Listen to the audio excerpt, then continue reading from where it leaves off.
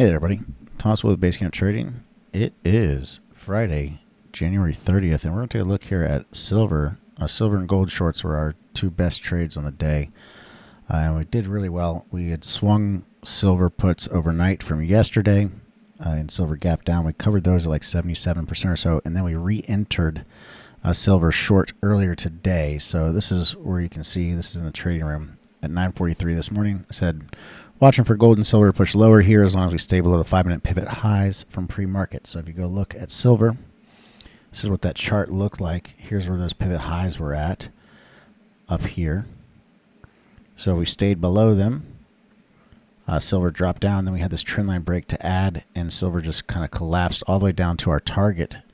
And our target here was the 78.75 level, coming across from the previous pivot low here. So this worked out really, really well. Again, we had multiple trades, but we had some silver puts at the open. They were up like 77%, and the ones we added in the afternoon, those were up another 73% as well.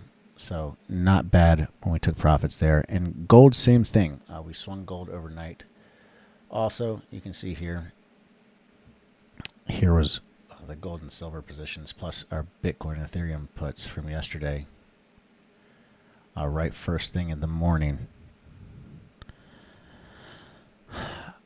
You can see we were up 124% on the GLD puts and 77% on silver. And then we also traded gold short again today when we were selling silver earlier this morning. Now, do I think the down move is over in gold and silver is the next question. So what's going to happen next? We caught a huge move. I'm totally flat. I do not have any exposure to gold or silver right now. But what's the next step? Where are we looking for this to go next? So if you actually pull out and look at the weekly price chart on gold and silver, we have a huge blow off top on weekly gold and silver that you really want to pay attention to. So look at this volume spike, and then we have an outside bar bearish engulfing on SLV, for example, and then you go and you look at GLD in the same way. And gold's also got a textbook blow off top here. We ran up, hit that 500 level, rejected it hard with a huge spike in volume as well, which suggests this can come down. We could even get the gap fill all the way back down to like 420 or so, 425. That wouldn't surprise me at all.